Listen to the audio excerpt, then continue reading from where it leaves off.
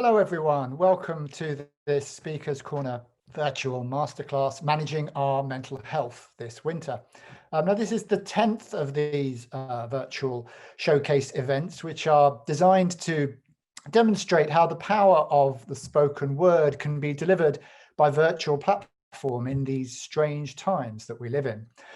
My name's Marc Rice-Oxley. I'm a Guardian journalist and an author. I'm an experienced live host, both in this virtual form and during more normal times in proper face-to-face settings. And I'll be your ringmaster for the next hour as we consider our current predicament, pandemic, lockdown, winter, and all that means for the mental health of our people and our workforce. Thank you very much. And I'm Jonny Jacobs, a finance director at Starbucks and also a trustee of the Mental Health Foundation. We're here in midst of yet another lockdown, and like most of the nation, you probably have the restrictions top of mind and thinking about the impact on your business, or probably thinking about Christmas shopping a bit like I am, or even crossing your fingers to secure that all-important Tesco delivery slot. But another concern of mine as a trustee of the Mental Health Foundation is around something that will affect us all. It is the anxiety, the loneliness and mental ill health challenges that so many of us experience in the run up to Christmas. And sadly, there are just some people around that might not make it to Christmas this year. Not because of the visible illness or the visible signs of an illness like COVID, but actually the more invisible one that we don't really talk to our friends and family about as much as we'd want to. And it's a shocking thought, and we don't focus enough on it.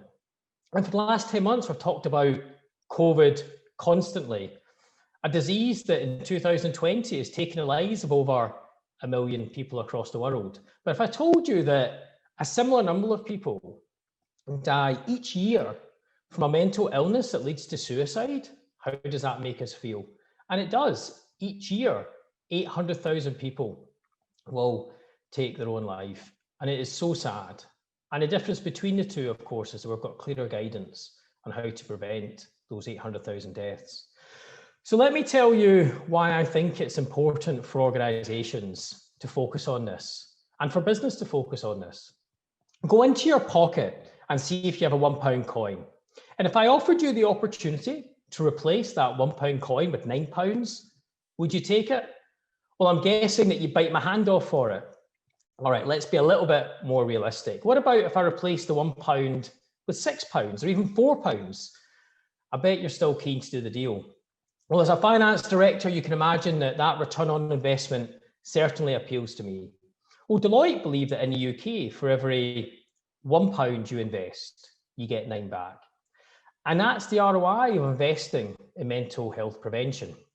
Now let's just go global for a moment. The World Health Organization's latest study found that for every $1 that companies invest in prevention, you accumulate $4 in return. So with the global cost of mental ill health, $1 trillion, you can see that the cost is hitting companies hard in absenteeism and presenteeism and employee turnover. So in the short time we've got today, I'm just going to touch on a few things around mental fitness in business and why I advocate for it, and an example of a great mental health plan that delivered a return on investment, and more importantly, why this should be higher up on the agenda, both morally and right now because of COVID. And for those of you that feel there's still work to do in mental well-being, I suspect that stigma is getting in the way where knowledge is lost to ignorance, especially in the world of business. And at Pladis, the global snacking business that owns the likes of McVitie's biscuits and Godiva chocolate, and if you're like me, you've probably been tucking into one too many a Jaffa cake, we smashed that stigma and did something truly transformational. We went from a standing start to creating a holistic plan that led to a campaign that reached the entire nation. And the business and colleagues were so proud of it. Anyone can do it. And now at Starbucks, as sponsor of the Health and Wellbeing Initiative, I'm very privileged to see us put mental health on the priority list. Though I can tell you that in some organisations I've worked with, I've often felt rejected when trying to convince leadership to make this a top priority.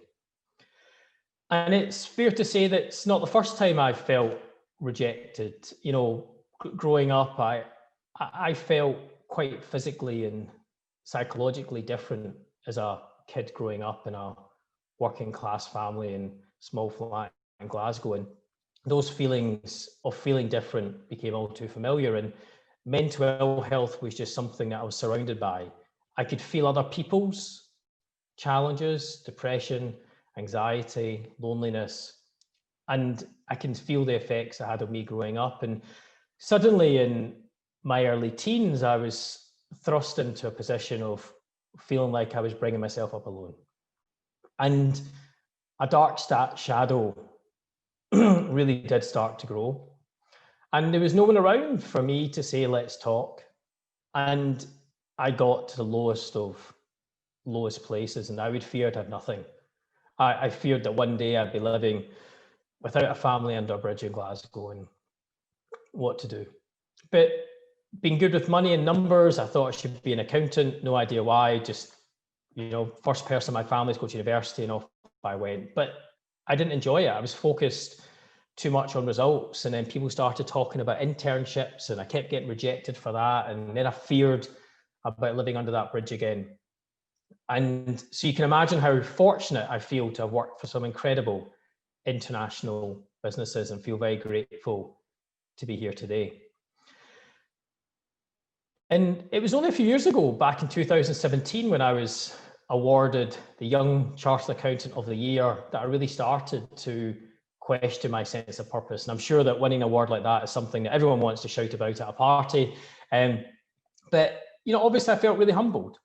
But as an introvert, somebody who's not gregarious, I mean, I was a guy that didn't even go to the pub at uni. The thought of being on a platform to be an ambassador representing the accounting profession, and like I say, it's not quite as dull as it sounds, for the whole year just filled me with anxiety. And I was asked to attend meetings and speak on behalf of all the chartered accountants. And one thing I went off to do was to go to a conference called One Young World, effectively like Davos, but for young advocates. And I sat there and heard from world leaders, current and past presidents, asking us to make the impossible possible. And then a number of actresses exposed effectively #MeToo and shared their experiences of mental ill health. And I sat in that audience and I realized, I guess, that fear has driven me all my life. The fear of not having a family to fall back on and not having a roof over my head. And something happened. I think I turned that fear into a sense of purpose. And I knew I had to take this opportunity to come back and use the voice I had on this Chartered Accountants platform. And I felt like I found my voice. So back in the UK, I took the opportunity to talk about mental health at the Chartered Accountants admission ceremony. Now, finance folk, you know, rarely admit they've got a feeling, never mind emotion, never mind mental health. So I felt, let's put myself out there. And I remember at the time, the feedback I got was incredible. And people came up to me afterwards and said what a difference it made. And I realized that each time we talk, no matter what context, we send a lifeboat of hope. And maybe my role was to send out more lifeboats. So at the same time, I was the strategy director at Pladis, and then there was still a lot of stigma around mental health, and we put our best foot forward. We signed this mental health pledge to break the stigma. And you can imagine I naturally gravitated towards the pledge, and I became the exec sponsor. And we created this internal program supported by the most amazing ambassadors, 120 just wonderful people who volunteered their time. And we made a commitment to training and campaigned and raised awareness. And we spent a lot of time getting the language right to create the mission to support people in tough times and to promote positive mental fitness. And we started talking about things like psychological hazards. I didn't even know what that meant. And then we realized that, you know, you see a sign that says don't slip or don't use your mobile while operating machinery, but where's the sign that says no bullying, or the sign that says, you know, no emails at the weekend? And if you remove psychological hazards, you can create psychological safety. And we started talking about this, and there's plenty of studies that show when you create the environment of psychological safety, it's okay to fail. And there's evidence that shows that drives innovation in company growth. And it started to become a business priority. And it led to something incredible, a commercial campaign with McVitie's and mental health charity Mind. And it was the first ever social value and brand partnership in the 180-year history at McVitie's. And Let's Talk, by being kind to your mind with McVitie's in mind, was the message that was seen across the UK. And importantly, it raised money for mental health services.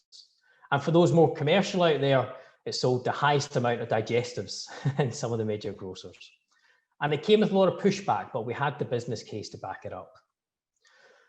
Well, now at Starbucks, I feel so humbled to be the sponsor of the Mental Health Initiative across Europe. And my core values very much align with the strong values at Starbucks. And you can see that inclusion is key for them.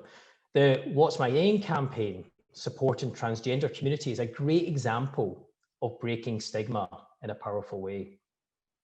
And now my focus, I suppose, now is really around mental wellness. And there's a great quote: if we don't take time to focus on our mental wellness, then we're forced to be focused on our mental illness. And I say that to myself over and over again. And I encourage organizations to look at the things they do around mental health and wellness, because 9 times out of 10, if you look at the tools, things like employee assistance programs or mental health first aiders, they're focused on illness. But how do we flip that? How do we flip that into well-being and focus on prevention? And I guess that's why I also love the work of the Mental Health Foundation, because it's focused on tackling the challenge of mental health prevention and positive things like kindness as well, which was the theme of Mental Health Awareness Week. So why is mental wellness so important today? Well, firstly, we know COVID's had a massive effect and it could hit business and society hard. We're working from home 2 hours longer to achieve the same productivity and struggle to draw a line between work and life. A more recent study by the Mental Health Foundation found that since the outbreak, 3/4 of people feel more socially isolated, and 2/3 feel higher stress, anxiety, loneliness has increased.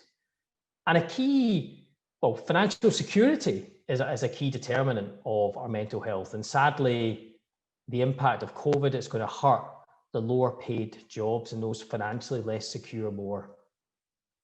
And how often do we take a step back and think about the ripple effect that business restructuring will have on the world's mental health? And those people that are unemployed, twice as likely to suffer from depression, anxiety, twice as likely. So we're storing up problems that could cycle back into the private sector.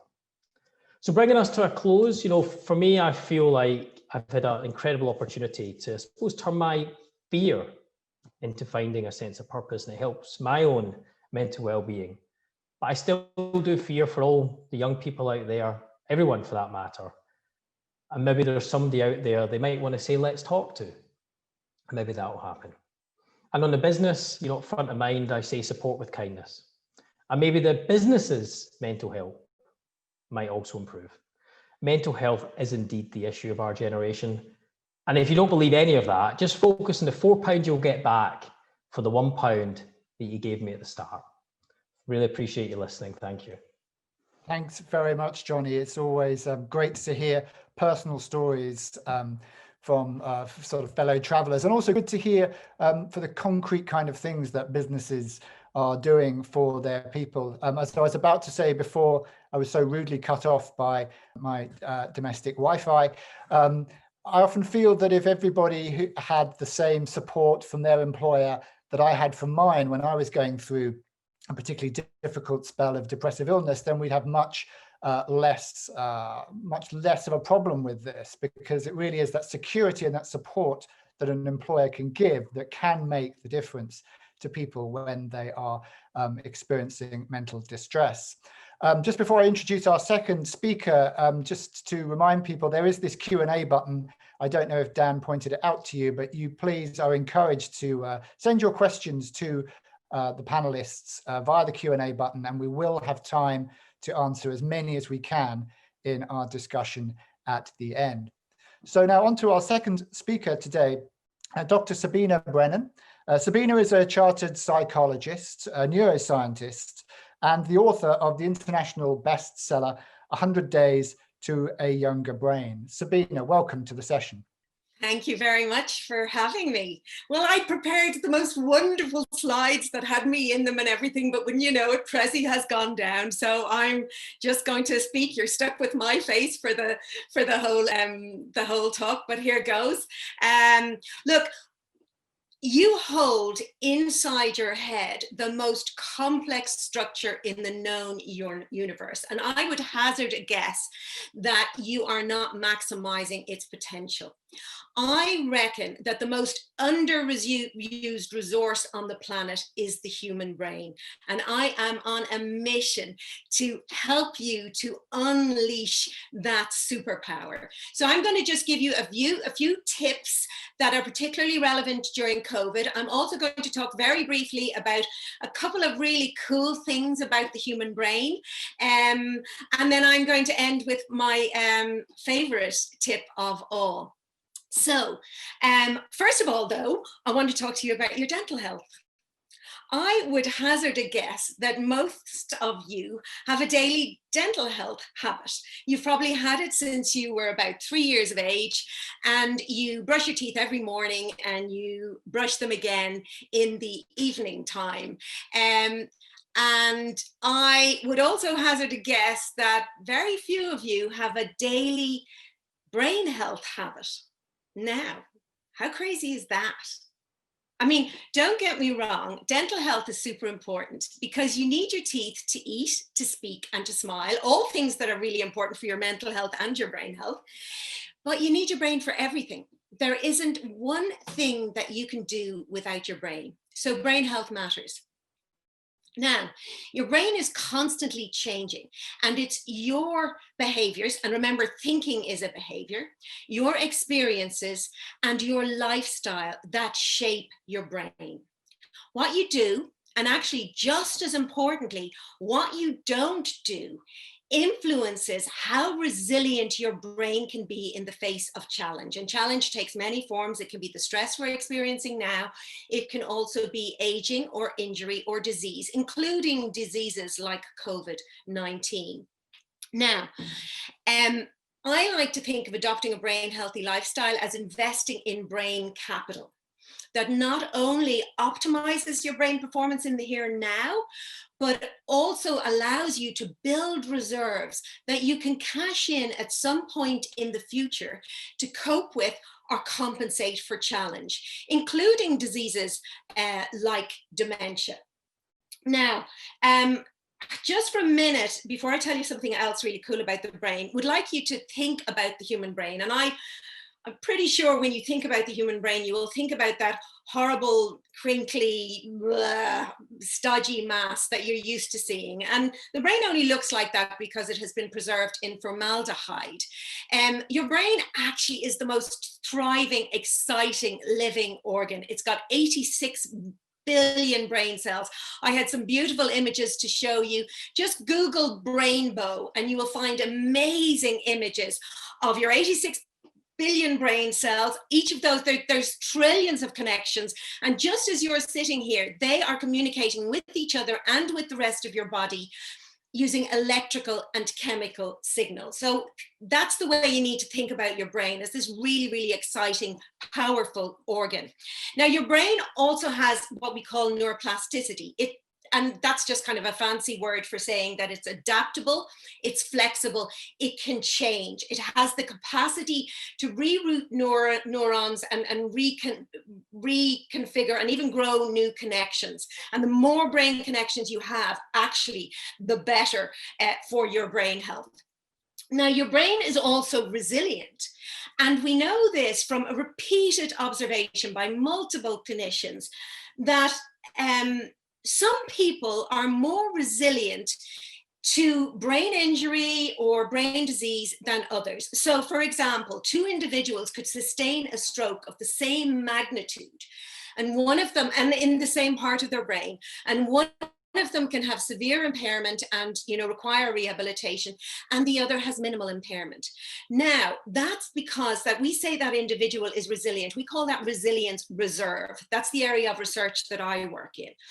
And the thing is, over many years, we've discovered that this reserve is linked to certain lifestyle factors, certain activities, and even to certain attitudes.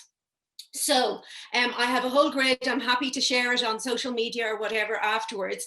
But I just thought I would focus on 3 of those that are particularly relevant to us living through this really, really strange times of pandemic, lockdown, and social distancing. And one of those is to stay socially connected. People with more social ties live longer. They are less depressed. They have better cognitive function than people with less social ties.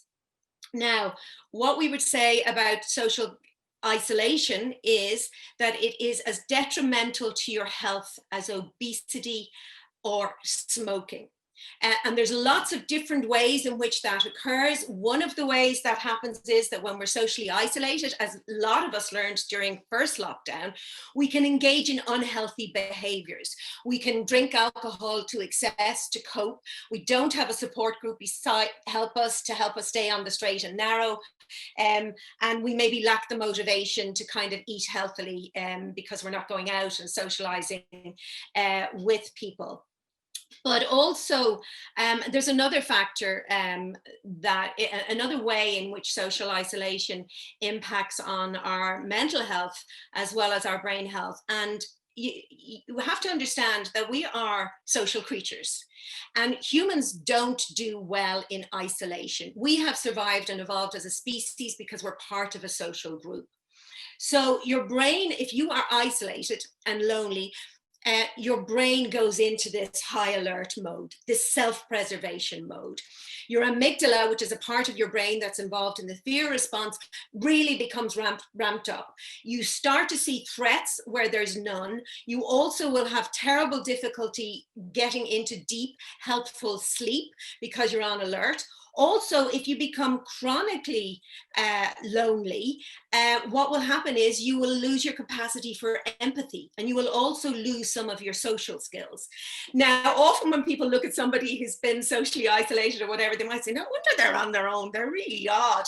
Now, what the research would show is people who have poor social skills don't end up lonely. What it is when we become lonely and socially isolated, we lose our social skills. So yes, we do become a bit odd, because we're in this protective mode. Now, if you've ever felt lonely, it just means that you're human.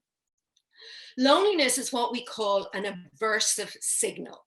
So hunger is also an aversive signal. By that, it just means it's really unpleasant, and you will be motivated to take an action to make that signal go away. So if you're hungry, you're motivated to eat so that the hunger will go away. Loneliness is the exact same. It is an aversive signal to get you to act, to get connected. Unfortunately, we fail to act on that, and we end up becoming lonely and isolated. And unfortunately, at the moment, we're kind of forced into a situation.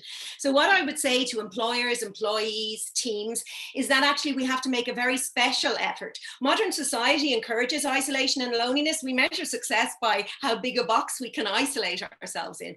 But now, even more than ever, we need to proactively take steps. So people are working remotely. So I know people are using remote technology for meetings and etc., but you need to use them for social engagement and give your teams permission to do so. You need to replace those water cooler moments. You know, when you're in work and you walk along the corridor and you bump into someone at the copier or the kitchen. So introduce those. I think we need to look out for each other also.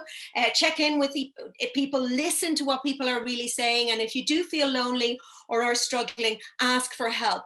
But remember, it's harder to ask for help than it is to offer help. And if someone says no the first time, don't take that as a final no. Keep on asking if you feel that they're struggling. Now, the next thing I want to talk about is the importance of managing stress.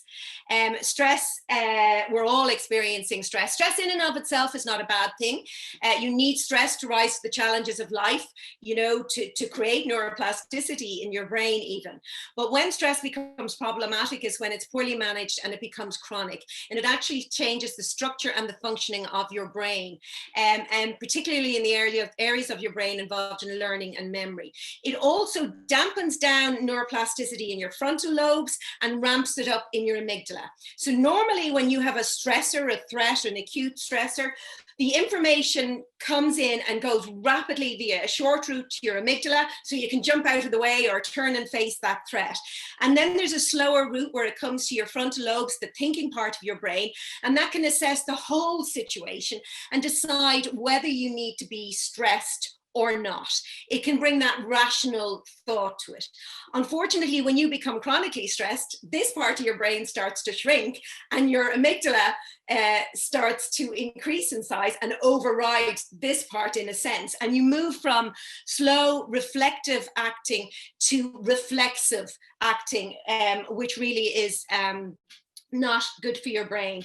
So there's lots of ways that you can manage stress. I want to point out as well that stress is very individual. It also doesn't matter whether a stressor is real or not. Psychological stress, imagined or otherwise, imagining a terrible future will release the stress response just the same as, you know, being confronted by a mugger down a dark laneway will. Everybody's stress response is different. The key is finding your own stress sweet spot where you're challenged enough to have meaning in life, where it's not, you don't have too much, where you feel you can't cope. But also too little stress is really, really bad for your brain. And we all don't hear enough about that. Too little stress leads to boredom. And also your brain uses so much. It uses 25% of all the oxygen and nutrients circulating in your body at any time. So it can't afford to waste resources on something that's not being used. So you'll actually lose brain cells, your brain will atrophy, and it also can lead to depression. So one of my favorite tips for managing stress is to smile. And you might think that that's very funny, but it's particularly important during lockdown when we are socially isolated. We tend to think of smiling as a reactive response, either to another person or to something really, really nice happening. And so a lot of us aren't smiling at home.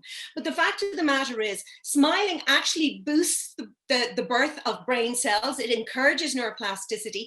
It actually boosts your immune function. It lowers your blood pressure. Laughter, if you take it to the next level, actually eliminates cortisol from your system. It is nature's natural stress buster, which is often why I think we laugh during times of tragedy. I mean, I've attended funerals where I've never had greater laughter in my life. So I would I would prescribe smiling 5 times a day. Once, first thing in the morning. Let it be the very first thing that you do before you can have any negative thoughts. Just smile. Once, last thing at night. It's a fabulous way to end the day. I would suggest that you share at least one smile with someone else, because that will force you to get socially connected, and you can do whatever you want with your other 2 smiles. Thank you very much. I have all of that information and free resources on my website, superbrain.ie, and lots more on my Superbrain podcast. Thank you so much for listening. I'm sorry you had to look at my face for the whole time and not lovely slides. Thank you very much, Sabina. I don't know about the rest of our participants, but I've been smiling my way through the last half of your talk there. I do have my stress response going quite strongly here as I check my connectivity levels. Seems to be still quite variable. Interesting to hear you also talk about isolation, and we sometimes forget that the point, or one of the purposes we gain from employment, is that social interaction with other people. And that is certainly something that I think a lot of people I know have been missing or been lacking through this period, through this strange year dominated by the pandemic. And so to our final speakers today, Clarke Carlisle is a former professional footballer and an ambassador for the mental health charity Mind. His wife, Carrie, is similarly eloquent speaker on the subject of mental health. So today you get 2 for the price of 1. Welcome, Clarke and Carrie. Thank you very much. Well, look, we're short on time today, so we're going to get straight to the point. For those of you who don't know us, I'm not just some randomly selected Z-list ex-footballer and his journalist wife who's speaking to you. I'm a specifically requested Z-list ex-footballer and his journalist wife, and that is due to our experiences in life. You know, we're talking about adverse mental health, and Jonny's delivery, if you missed it, if you got on late, please watch the recording. Absolutely fantastic words of wisdom from Jonny Jacobs. He talked you through a lot of the statistics that are incredibly troubling. You know, they're traumatic, they're horrific statistics. Well, what we would like to share with you today is our experience of being at the adverse end, the crisis end of mental health. But more importantly, we want to talk to you about this statistic, that if you seek the right help at the right time, that you can come through that. And I myself, after living with 17 years of recurrent complex depressive disorder, I am now the most well that I have ever been in my life. And there's a way that we did that. And there are many learnings that we had along the way, and we want to share those with you very briefly. I was born in Preston, you know, into a family that had very little or no money, and football was my escape from that. And to become a professional footballer was my dream. It was my connection with my father. You know, that's where we got our quality time. I wanted to make him proud. And so when I achieved that goal and I became a professional footballer at the age of 17, you know, it was incredible. My dreams were coming true. My life was taking off. I played 100 games at Blackpool FC. Yeah, I know it's Blackpool, but the tangerine looked good on me, you know. And from there, I was bought by Queen's Park Rangers. Now, this was where my career was taking off, but I suffered the trauma that was the inception of my adverse mental health issues. I got a call up for England under 21s. You know, I'm telling you how proud I was playing for Blackpool. Can you imagine how proud I was putting 3 lions on my chest, singing the national anthem, my mum, my dad and my granddad in the stands? You know, this was the pinnacle of my professional career to that point. But then I encountered an injury. It was a night match against Fulham, where I went in for a tackle with Rufus Brevett and boom, I snapped the ACL, LCL, popliteus, ITB, rotated the fibular head, dislodged the nerve, ripped the hamstring off my right knee. The surgeon believed that my career was over, said I wouldn't be able to walk again without a stick. This tore me apart. You know, this was 2000. My identity was inextricably linked with football. Not only that, I was brought up in that archaic view of masculinity. Society at the time didn't know about talking therapy, didn't think about engaging with me about the psychological impact of this injury. And so, just like Sabina was alluding to earlier, you know, I drank my way through it. That was my way with dealing with the situation. And in that haze of alcohol, I believed that I was worth nothing to anybody. And so I took an overdose, 56 coproximol, washed them down with a can of Carling, waited for the inevitable. That was my first suicide attempt. Well, I'm blessed in as much as I got back to my career. I did get fit. I got saved in that suicide attempt, taken to the hospital, stomach pumped, back into training, but no support network. The way that I dealt with it was by pretending it never happened. And so there's no surprise that over the subsequent, 10 years that my behavior was erratic. People say that depression is an invisible illness. Well, it isn't. My behaviors were screaming. And my behaviors were that every time I felt that my identity was threatened, that my career was threatened, the fear rose in me that I experienced back in 2000. And I did everything that I could to avoid it. So sporadically, I was having outbursts of destructive behavior, really irrational behavior. And this was going alongside a career that was going from strength to strength. There are two misconceptions about depression. One is that it's a sign of weakness. That's so untrue. For the rest of my career, I went on to play 500 games. I played in the Premier League. We beat Manchester United, reigning champions, at Turf Moor when I was playing for Burnley. Forget my grandchildren. I'm going to tell your grandchildren about that. Some kid from Preston, I got to the playoff final 3 times with Burnley. I was man of the match in front of 90,000 people. Alongside this, I was chairman of the PFA. Alongside this, I wrote a book. I presented 2 documentaries for the BBC. You know, I studied for a degree in broadcasting and went into commentary. Commentated at the World Cup final in Brazil at the Maracanã, and I won Countdown. You know, it's not young accountant of the year, Johnny, but you know, have you got a Countdown teapot? No, I have. And all this was while I was living with recurrent complex depressive disorder. The point I'm trying to make is that I achieved these things in spite of my struggles.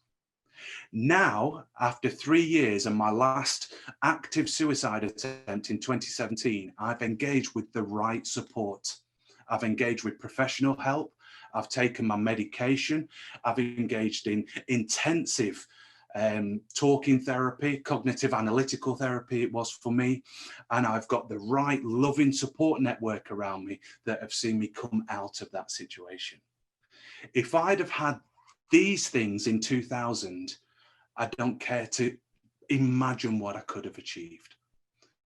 But I have them now, and they're available to you now. And I've got to tell you, I am the most capable I've ever been.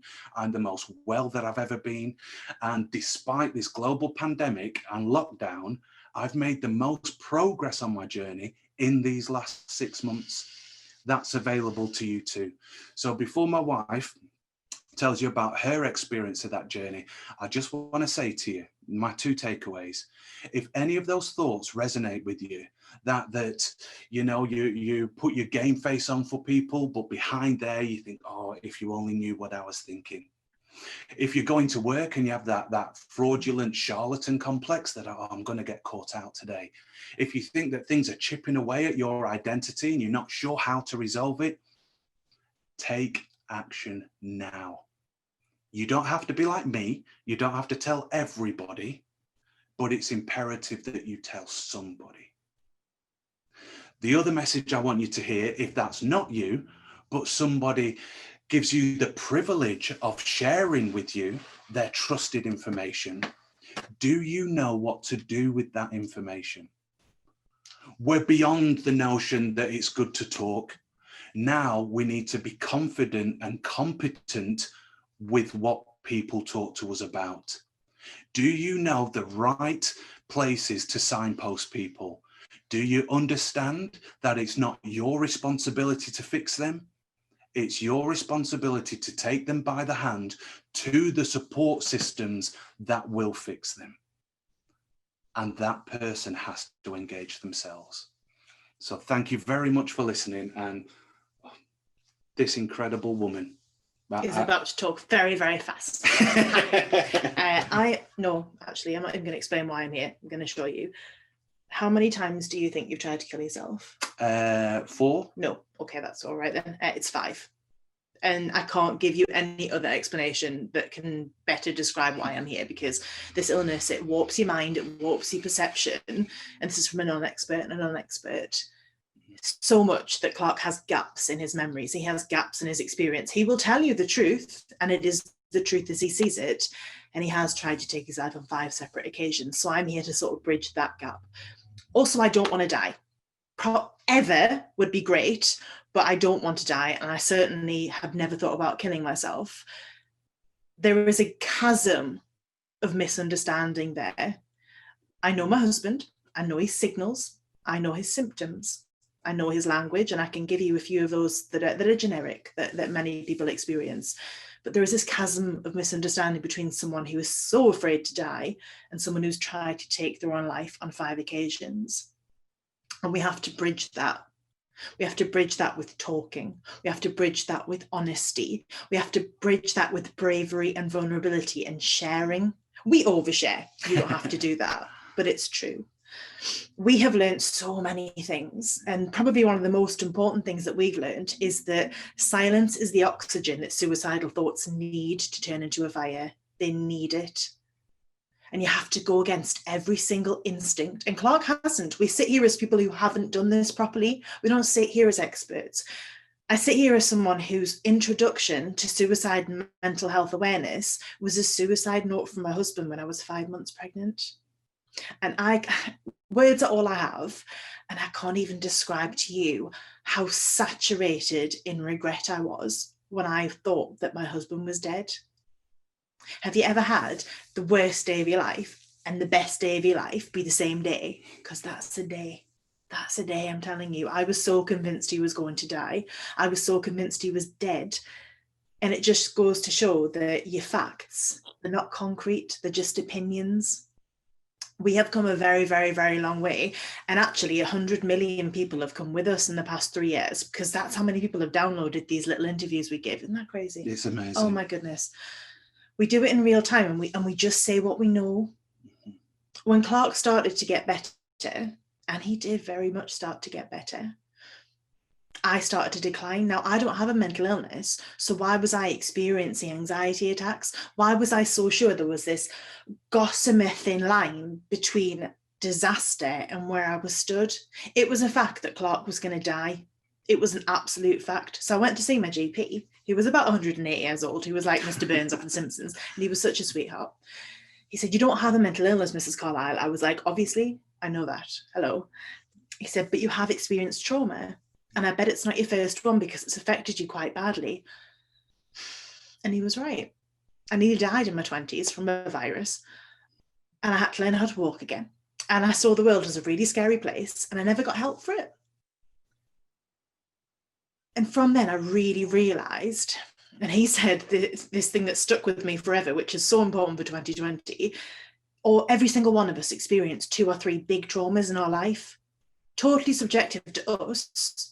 Divorce, bereavement, job loss, your husband trying to kill himself, your baby nearly dying when she was born, or nearly dying of a virus yourself. All these things are subjective, and they affect your brain chemistry. People say to me all the time, "How could your husband do that to you?" Strangers in the street will say that. That's okay. How could your husband do that to you? They wouldn't say that if he'd had cancer or diabetes or any myriad of illnesses. My husband didn't do that to me. If you're experiencing suicidal thoughts, you're not doing it to anyone. This illness, it's not in your mind. Sabina will tell you much better than me. It's in your brain. And I get that now. He didn't want to leave me. His brain was really poorly. I want to leave you with one statistic, because we get told loads of scary statistics. The number 23. That's our lucky number as far as I'm concerned, because it took only 23 days, my husband, to go from being so suicidal he wasn't allowed shoelaces in hospital in case he hung himself with them, from being so suicidal he couldn't be trusted with a razor, from being so suicidal he had to have someone constantly stood at his psychiatric hospital door. Yet 23 days later, he was able to leave the most well he'd been in years and start engaging with therapy. 23 days, there is hope. You can be better. We are better.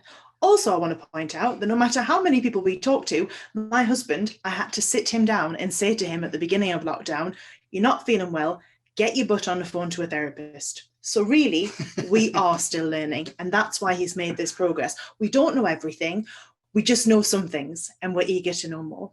Thank you. Clarke Carrie, that was just inspiring stuff, and so much of it I can relate to from my own journey through this landscape, particularly this notion that you won't beat this on your own, and it's really only when you kind of start talking and confiding and leaning on friends and family, your employer, your doctor, your therapist, to try and help you. We all need that kind of help, and again, I think that's why we are in particularly tricky times at the moment with this social isolation that's going on, and also with the sort of near universal working from home, which has its advantages but also its severe drawbacks. Now, we have had a slew of questions, very diverse. I'm trying to sort of group them into themes, and it'd be great. We can all just sort of jump in and sort of sound off and let the audience know what we think. The first group of questions is sort of really for more detail on what employers or what organizations, the people, the places where we work, what they can be doing specifically for employees at this time to kind of insulate them, to make them feel more socially connected. I mean, Jonny, there's a specific question about what you're doing at Starbucks, but also Sabina, Clarke Carrie, if you've got any thoughts on on what you think an employer, football club, I don't know, universities, big corporate clients, what these people could be doing to sort of better steer their staff through these tricky times. Jonny, maybe you go first. Yeah, sure, Mark, and thank you very much for the question. I think I probably tackle this in two ways. One is, from a strategic perspective, what employers can do is they can create the environment where it's okay to talk about these things. And that can be done by tone from the top, so storytelling by leaders to show it's okay and showing that vulnerability. And we see great examples of that. Then there's something around, using the energy of the grassroots ambassadors or the mental health first aiders, the champions that are out there, and they can be go-to people as well if colleagues are going through distress or tough times, and we know we're all going to be feeling a whole host of different feelings now working from home. So what could those ambassadors do to support and signpost some of the tools? I think line managers have also got a massive role to play. And there's loads that companies can do around training and driving awareness. But for me, it's all about how do you create the environment to have the conversations to normalize it. I think you can do it in those ways. And of course, right now, working from home, it's about connection, understanding, trust, empowerment. How do you create that sense of belonging for people to be part of teams? And I think there's just one word that I just love right now, and it's kindness. I just think that word really resonates. And that was the theme of Mental Health Awareness Week, and we're seeing kindness just resonate through, whether it's Captain Tom or the NHS volunteers, and it's wonderful to receive it, it's wonderful to give it, and it can really help our mental well-being. Mm-hmm. Sabina, do you have any thoughts? Yeah, I mean, I think it's important to allow your employees a safe space where they know that they're allowed to just socialize with people. But I think one way, there's kind of a lot of stigma around loneliness still, it's that sort of thing. So I think one way to flip that up is perhaps to ask your employees, would they be interested in volunteering for a scheme to get people who are isolated in the community, older adults, etc., connected? And would they perhaps volunteer that maybe they become phone buddies for those, that maybe they would write letters? And as part of that, you come together as a team to talk about who you might talk to. But you're giving then. Do you know what I mean? You're giving, you're helping someone else, but in the process, you're also being socially connected. And I think that can, it's just a nice way to flip it up, because I still think with that stigma, people are afraid to ask or even admit. That's, just aside from sort of the things I said in the talk, I mean, they can have book clubs and video, co-video parties, even where you say, look, we're going to watch such and such a film tonight, and we'll have, a session tomorrow where we'll chat about it. Or, one other thing that occurred to me was, like, a lot of socialization comes around lunchtime. So why not create a virtual canteen?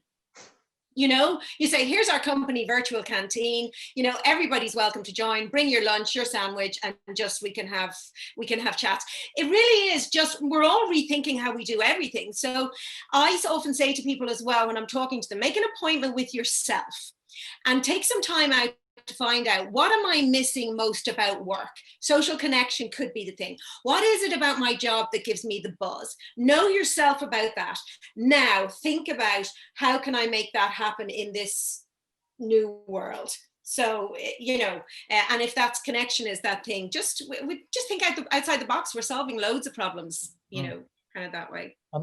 Clarke, something quite specific coming from one of our participants called John Linania. Apparently you said in a recent interview you were told to be prudent in telling people about your situation. You don't seem to have been prudent. You seem to have been very, very vocal. Should everybody be as vocal as you? Is it important to be that public about this thing? It's a very good question, and I alluded to it slightly in the delivery, in as much as you don't have to tell everyone. So if we're telling people to be prudent, then my advice would be to tell someone who you trust. Where my advice would be for employers to make sure that their employees understand where the communication lines are.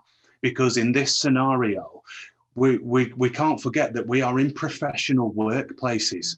We can't ask people to be having personal conversations, 24 hours a day. That's just not how it works. But it is imperative that people do have the opportunity to have those conversations, and they have the opportunity to have them with the right people in the right place. So what I would say is people should be prudent in who they offer their trust to, so that they don't expose their vulnerability to feel like they can be taken advantage of. And also that the person who they're sharing with has the capability in order to give them some guidance in the situation. Mm-hmm. So you don't have to be like me. You don't need to tell everyone, but please do feel like you can tell someone. A lot of people say, no one can help me. No one will help me. Have you given someone the opportunity to help you? And just going back to the previous question, about what to put in nowadays in COVID, ask your employees. When we're talking about adverse mental health issues, I, as a sufferer and a user of the system, I don't want things imposed upon me. I don't want someone to tell me what I need to support me through this time. I would feel valued and acknowledged and heard if my employer said, what do you need right now? And that's what we're going to build into our support network.